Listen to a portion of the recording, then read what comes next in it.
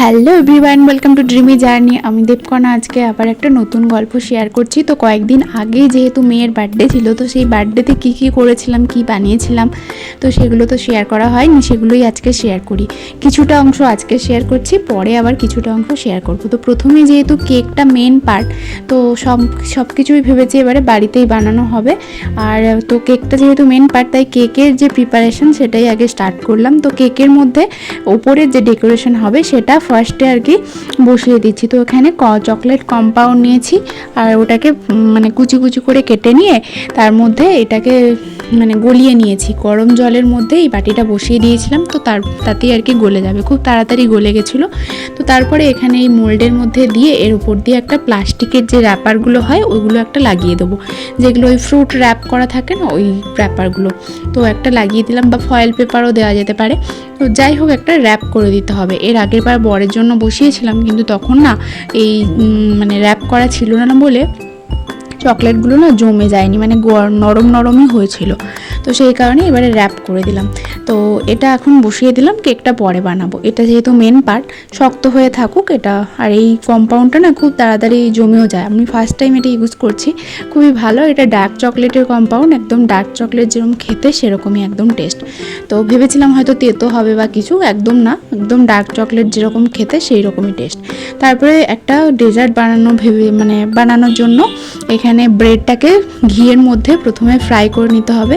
তো প্রথম দিকে দেখলাম যে ঘিতে ফ্রাই করতে অনেকটা ঘি চলে যাচ্ছে, মানে ঘি দিচ্ছে আর সব টেনে নিচ্ছে এই ব্রেডের মধ্যে। তো সেই কারণে লাস্টের দিকে না অনেকগুলো ব্রেড ছিল, তো অতটা পরিমাণ ঘি ছিল না। তো সেই কারণে মানে লাস্টের দিকে বড় বড় ব্রেডটাকেই ভালো করে ঘি ব্রাশ করে তারপরে এটাকে কড়াইয়ের মধ্যে খুব ভালো করে কড়কড়ে করে ভেজে নিয়েছিলাম। কড়কড়ে করে কিন্তু ভাজতে হবে।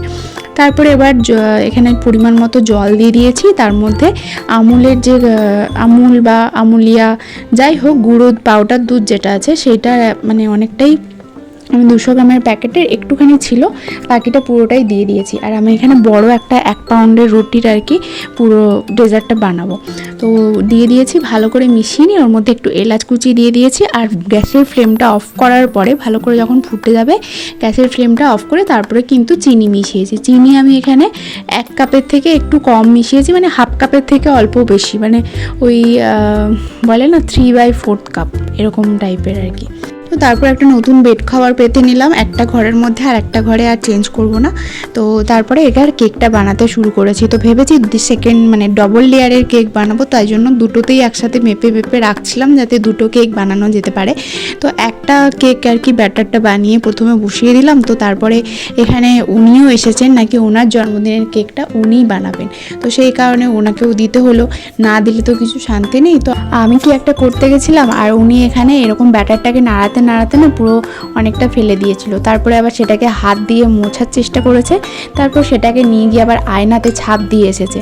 তো ভাবুন, যেদিন বেশি কাজ থাকে সেদিন এরকমই কাজকর্ম করে, মানে অনেক বেশি কাজ আরও উনিও করতে থাকেন। তো যাই হোক, এখানে সবার লাস্টে বেকিং পাউডারটা অ্যাড করে এখানে কেকের ব্যাটারটা ঢেলে দিয়ে বাটির মধ্যে বসিয়ে দেবো। তো বাটির মধ্যে এখানে কেকটা বসানোর জন্য আমি এখানে ঘি ব্রাশ করছি, ঘিটা গলিয়ে নিয়ে ব্রাশ করছি। তো এতে না খুব সুন্দর একটা ফ্লেভার আসে, ট্রাই করে দেখতে পারেন। তো যাই হোক, আজকের ভিডিওটা এখানেই শেষ করছি, আর বাকি পার্টটা পরের ভিডিওতে শেয়ার করব, নইলে একসাথে শেয়ার করলে অনেকটা বড় হয়ে যাবে। তো যদি ভালো লেগে থাকে একটা লাইক করে দেবেন। টাটা।